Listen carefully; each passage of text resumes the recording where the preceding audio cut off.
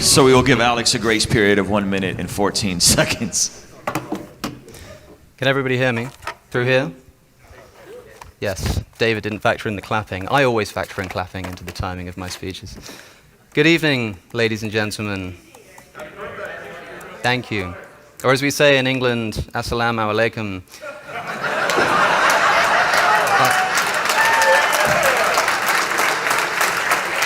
I must apologize for the previous debate fiasco. David's right that most people don't know what happened. A lot of accusations thrown my way, but I suppose that is the essence of our debate this evening. People thinking they know a thing or two about a person without hearing it from their own mouth. To which effect, I was thinking about how to approach this, given that I didn't know which approach David was going to take. I woke up this morning in this fine resort,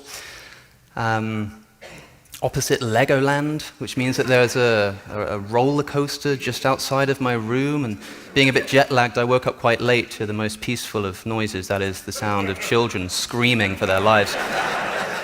Hearing the sound of innocent children screaming for their lives, of course, reminded me to read the Old Testament, and I wanted to begin with a verse.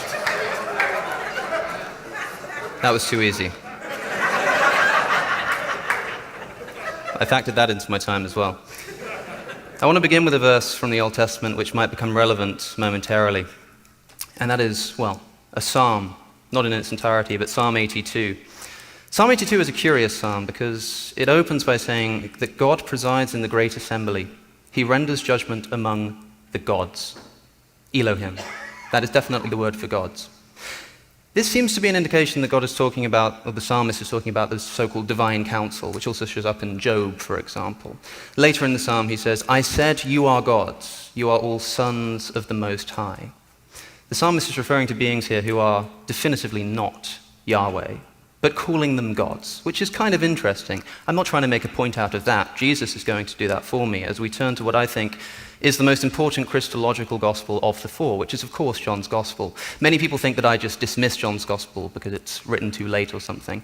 It is, of course, the least historically reliable of the gospels, but I'm willing to just treat it as if it's historically reliable for the purposes of this debate and see what Jesus actually says about himself. The question we're interested in here is the relationship that Jesus has to his Father. David has been speaking about the two powers in heaven heresy and saying that Jesus' relationship to the Father is the kind of relationship that people who believed in these two powers was talking about. Well, let's investigate that in Jesus' own words. There's one place in the Gospels where Jesus is directly accused of claiming to be God. Do you know where it is? It's in John chapter 10. In John chapter 10, his Jewish opponents come to him and say, if you're the Messiah, tell us plainly. And Jesus responds by saying, I and the Father are one. I'm told by Christians this is a direct Christological claim. Who can claim to be identical to the Father except for someone who is God? And there was no confusion about this. The Jewish opponents picked up stones to stone him to death for making this claim. Now, how does Jesus respond? Does he agree with them? Or does he correct them? He says, in response to the Jews, is it not written in your law, I have said you are gods? Quoting, as you'll probably realize, the psalm that I just quoted and explained briefly a moment ago. So directly asked about his Christological status, Jesus decides to quote a psalm which is explicitly talking about beings who are not in fact Yahweh and yet are called gods. Why would he pick that psalm if the message he wanted to convey was that he is in fact in some sense God, that is, identical to Yahweh? Jesus continues, if he called them gods, why wouldn't he call me God, the one who the Father has sent and set aside? So why then do you accuse me of blasphemy because I said I am God's son? Like in the divine council, you shall be called gods, that is, sons of the Most High. So it's a misunderstanding. Jesus immediately afterwards clarifies further and says, believe the works, that is the works of my Father through me, that you may know and understand that the Father is in me and I am in the Father. Another pretty intense Christological claim. What does it mean? Let's turn to the most important Christological chapter in John's Gospel, which is, of course, chapter 17. Jesus is praying, first for his disciples, then for all of his believers. Remember, in John chapter 10 so far, Jesus has made two claims. I and the Father are one, and I am in the Father, and the Father is in me. addressing the relationship that he has to his Father, which David thinks is the two powers in heaven. What does Jesus say in his own words? John chapter 17, verses 20 onwards. My prayer is not for them alone, the disciples. I pray also for those who believe in me through their message, that is, all of you, that all of them may be one. Hen, H-E-N, the same Greek word used in John 10. Father, just as you are in me and I am in you, may they also be in us. This is crucial, this is pivotal. When Jesus is asked to clarify his Christological status, what is his relationship to the Father? He says, I'm in the Father and the Father's in me. He then later prays that all of us will one day be in God in the same way, just as, kathos in the Greek, which doesn't just mean as, it means in the same way as, just as. If this is supposed to indicate that Jesus is claiming to be identical to Yahweh, what does that make the rest of us? And how, I'm interested in knowing, is David going to interpret these verses where Jesus is specifically asked to clarify his relationship to the Father and tells us that he is only in relationship with him in such a way that everybody else can be in relationship with them too. The same thing is true of another important quote from John's Gospel, which is when Philip asks Jesus to show him the Father. What does Jesus say? Anyone who has seen me has seen the Father. Another intense Christological claim. He then follows up by saying, how can you say, show us the Father? Don't you believe that I am in the Father and the Father is in me? The words I say to you, I do not speak on my own authority. Rather, it is the Father living in me who is doing his work. So again, Jesus clarifies his relationship to the Father, this time saying that he doesn't speak on his own authority. But there's more. In the same chapter this time, chapter 14, just a few verses later, he says to those same disciples who he's just told, that if you've seen me, you've seen the Father, because the Father is in me, and I'm in the Father. He speaks of a future day past his crucifixion and says, on that day, verse 20, on that day you will realize that I am in my Father, and you are in me, and I am in you. So to recap, Jesus is directly asked to clarify his relationship and his Christology to the Father. And he says that I'm in the Father, and the Father's in me, and guess what? You'll all be one with us too, one day. If this is a claim to be Yahweh, then, well, lucky us, I suppose. Now, it's difficult to know where to take this because, of course, there is a third really important Christological claim in John's Gospel, which is in chapter 8. I think it might be relevant to talking about the understanding of ancient Jews. And we'll see where this goes. Of course, famously, in chapter 8, Jesus is talking about eternal life, and his Jewish opponents say to him, they challenge him and say, well, our father Abraham, he died. Are you saying you're greater than him? And Jesus replies, if I glorify myself, my glory means nothing. Your father Abraham rejoiced at the thought of seeing my day, and he was glad. And they say, what, you're not even 50 years old, and Abraham has seen you? And he says, truly I tell you, before Abraham was, I am.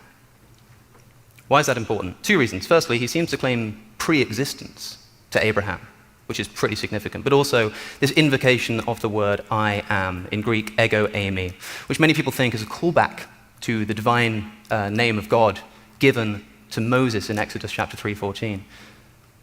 In Exodus chapter 3, Moses asks God, who shall I tell them has sent me? And God says, Eesha, Asher, Eesha, which means I am that I am who I am. So go and tell them that I am has sent you. It's interesting.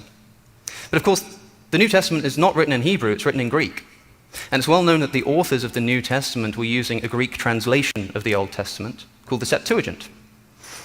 This is something that was pointed out by J.R. Daniel Kirk, so I'm indebted to him for this. But if you read the Septuagint that the New Testament writers were using, and we have very good evidence to suggest that John as well is using the Septuagint, how is this verse rendered? Exodus chapter 3. God says to Moses, ego eimi ho on, which means something like, I am the one who is. So go and tell them, ho on has sent you. In other words, in the Greek version, ego eimi is just as it is typically used in Greek, a way of saying, I am.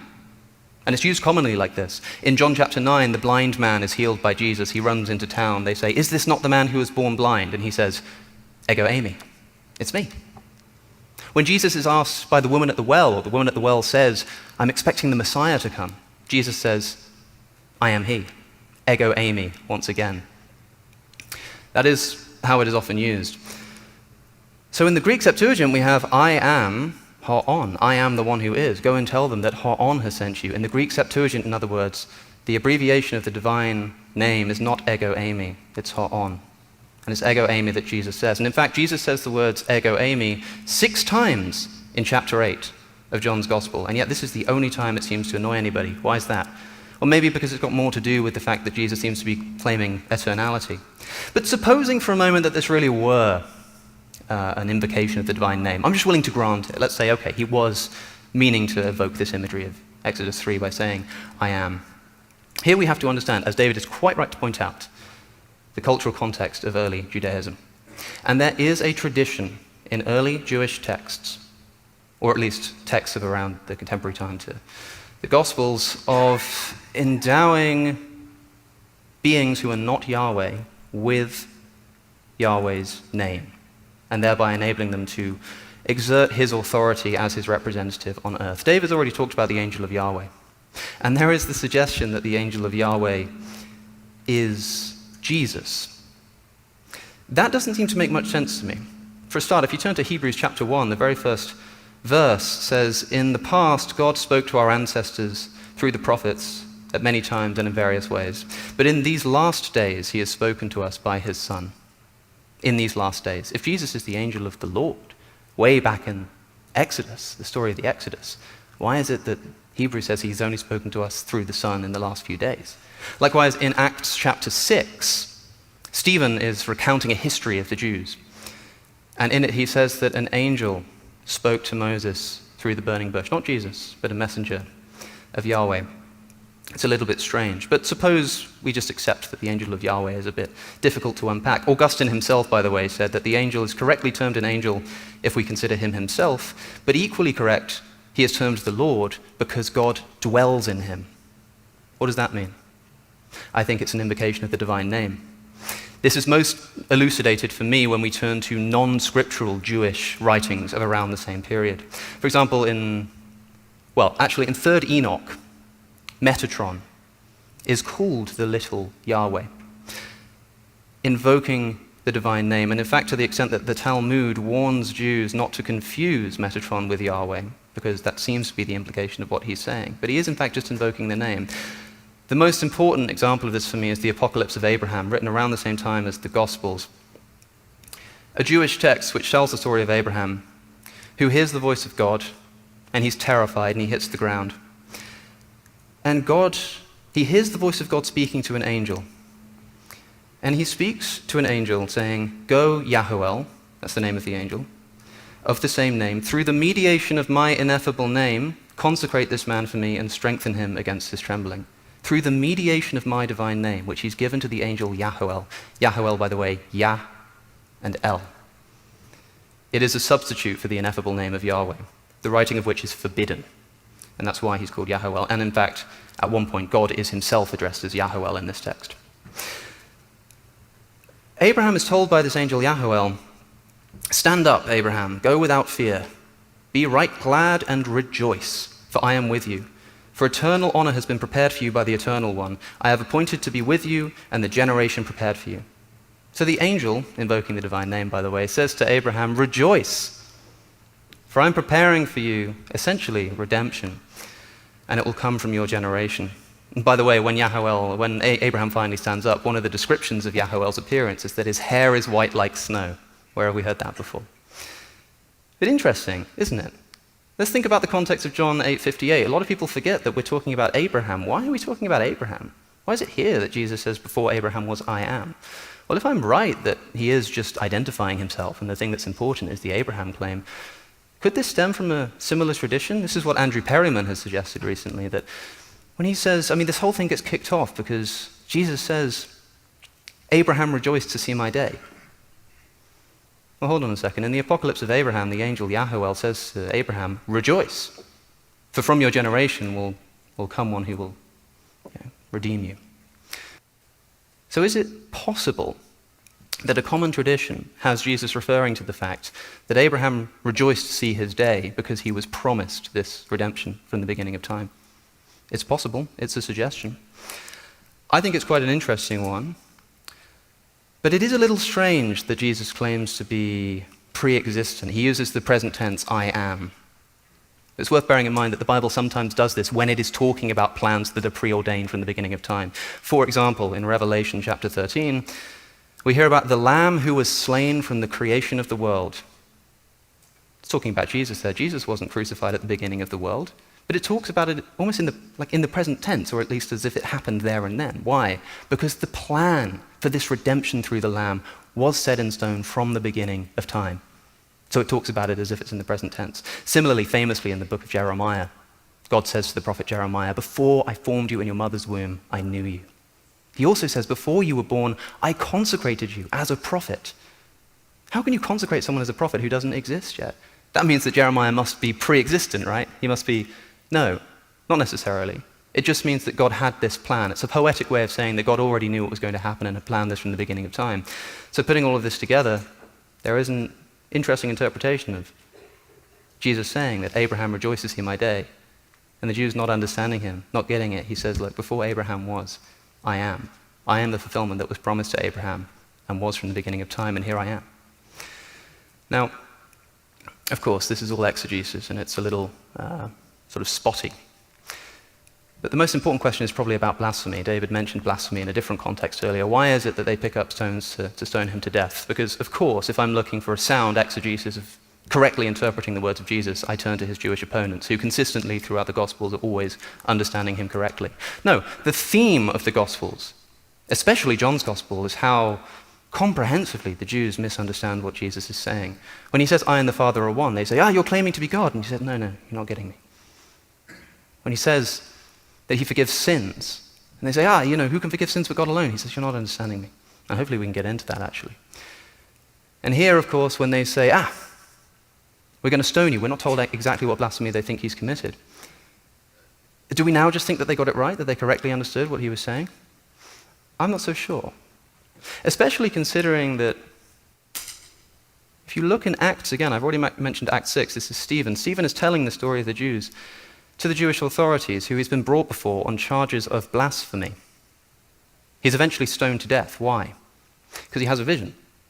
In Acts 7, filled with the Holy Spirit, he gazed into heaven and saw the glory of God and Jesus standing at the right hand of God. Notice God, not the Father. Look, he said, I see the heavens opened and the Son of Man standing at the right hand of God. At this, the Jews cover their ears, run up to him and stone him to death. Notice the similarity, by the way, between this depiction, looking up and seeing the Son of Man sat at the right hand of God, or stood at the right hand of God in this case, and the claim that Jesus makes in his trial. It's quite interesting. Stephen is stoned to death for this. Did Stephen claim that Jesus was God here? Did Stephen claim that he was God here? Sometimes Christians act as if the only way to commit blasphemy is to claim to be God. That is simply not the case. In fact, in Acts chapter 6, we're told that Stephen has been fraudulently accused of blasphemy. They're making up charges against him. Here are the charges that they throw at him to bring him before the court for blasphemy. This man never stopped saying things against this holy place and the law. For we've heard him say that Jesus of Nazareth will destroy this place and change the customs Moses has handed on to us. Ladies and gentlemen, if changing the customs that Moses has handed on to us is enough to get somebody convicted of blasphemy, I'm not sure we should read too deeply into the accusations of blasphemy against Jesus. There's so much to say. I've got everything I want to respond to. We have rebuttal periods, so if I haven't responded to everything David has said, hopefully I'll get the opportunity then. But this idea of the divine name being invested into people and them having the authority of God without being Yahweh themselves is, I think, the important ticket here. One slightly less biblical example is a story recorded by Josephus, which came to mind when David was speaking. When Alexander the Great approaches Jerusalem in an attempt to conquer it, the crisis is averted when a priest whose mitre bears the tetragrammaton, Yahweh, bears the name of God, comes out. And what does Alexander do? He bows down before the priest. Was Alexander bowing down before the priest, or was he bowing down to the divine name that was in him? When every knee will bow to Jesus, what is the context? Jesus has been given the name that is above all other names. Given it. This is a common theme. And so David's right that we need to understand how the early Jews were interpreting the various verses that we were reading, but I don't think it lends too nicely to his interpretation. Jesus is constantly talking as if he's not speaking with his own authority. He's doing this all the time. The most instructive example for me is in John 12:44, when Jesus cries out, "Whoever believes in me, believes not in me, but in the one who sent me." That's if you read the NRSV. The NIV adds in the word only. Whoever believes in me, believes not in me only, but in the one who sent me. That word simply isn't in the Greek. It's a little bit strange. I want to talk more about that. I want to talk about authority and where it comes from. I want to talk about the forgiving of sins. I want to talk about worship for sure. And whichever one of those roads we go down is essentially up to David Wood. But I'm ready for any of them, so we'll see what comes up. Thank you for listening. All right. So that is Alex O'Connor's 20-minute opening. So David is going to go back up to the